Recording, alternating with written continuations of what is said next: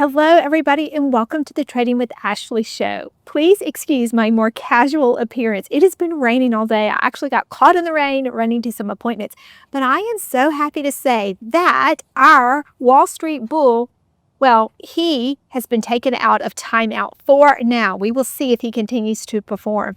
I thought it would be helpful if we look at the major indexes and look at where we are trading after today. And let's look to see what line in the sand must we hold to be able to say that we are back in a bull market. But I'm going to take it a step further. I'm actually going to go through some major stocks that you might be interested in. And let's look at some important levels if you want to start nibbling at these stocks or at least selling puts to get them at a steeper discount than where they're trading at today. We still have some chop to get through, but I do have a lot of hope for this market when I saw all the green that came in today. And it came in very heavy at the end of the day. There was a very large volume bar, and that gave me a lot of promise. So I thought it was helpful to go through all of this so that you can be prepared for this very short trading week. But I also have a surprise for all of you. I am doing something that I've never done before. I am offering a Black Friday special. Now, all the details will be below, but I am offering 10% off of all of my programs if you sign up through the special link that's going to be in the description. So I think that will be an incredible deal, and I'm really happy to offer it. I'm just so grateful to have all of you that watch me on YouTube, and if you want more of an inside understanding of what we do day in and day out, I would love to welcome you. Okay, let's go jump into the charts. Let's go look at some specific stocks so that you are ready for the rest of this trading week.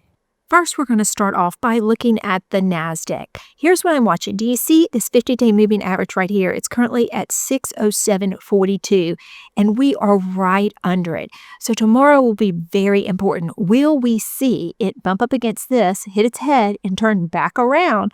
Or will we see it overcome the 50-day moving average with some volume and then start heading up?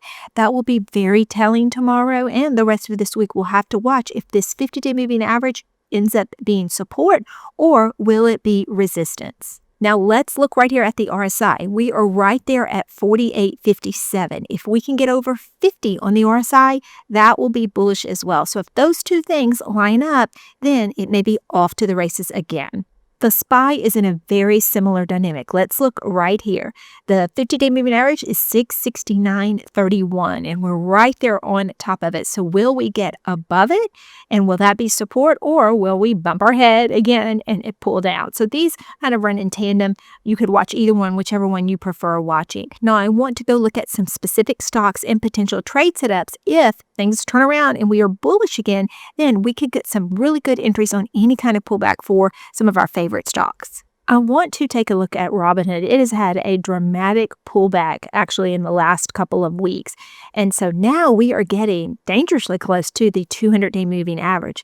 And that's okay for me because that serves as an incredible level of support for a quality company. And Robinhood is definitely a quality company. So I see right here on the RSI, we're at 41. And you know, before we really oversold, we're closer to 30. So there could be more downward pressure if the market doesn't turn around. So I like using this $87, this 200-day moving average, and I'm going to shoot for something right underneath it at around 85 because I know that I would be getting this incredible company at a really good value. Let's go look at the option chain. When the market is under pressure and we're unsure if it's going to overcome that important level, I like to go with an expiration date that's a few months out.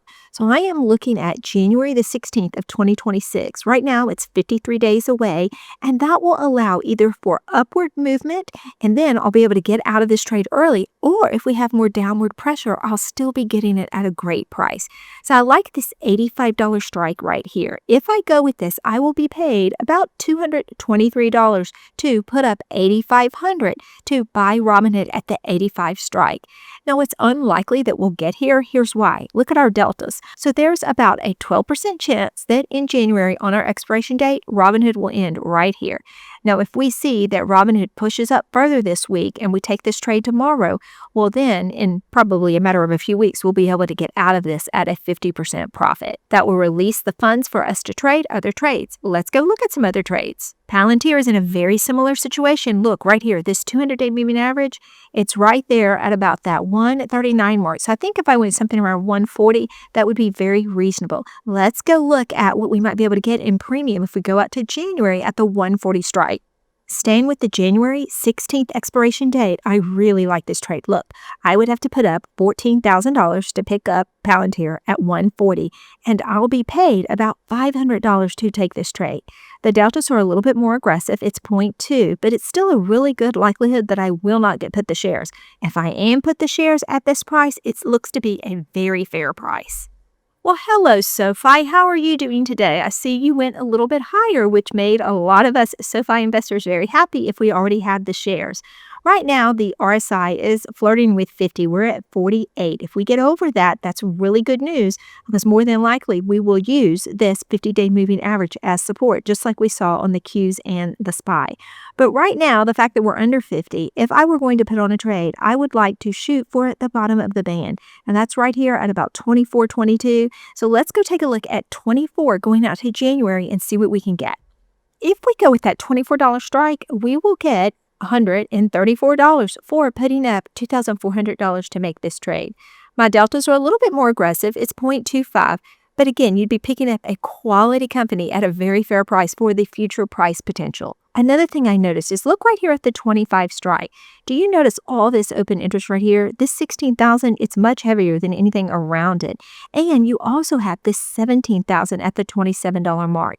So those are a lot of orders here that if these start getting triggered, it more than likely will push the stock back up. So if you want a safer trade, consider lining yourself up behind all of this activity, which would be right there at that $24 strike. And finally, let's look at Amazon. I really love this trade because of where it is. We're right here sitting on top of the 200-day moving average, which is right there at about 215.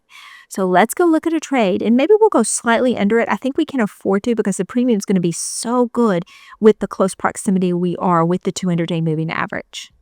If we go with January 16th and we stay with that 210 strike, we will receive $435 for putting up $21,000 to take the trade.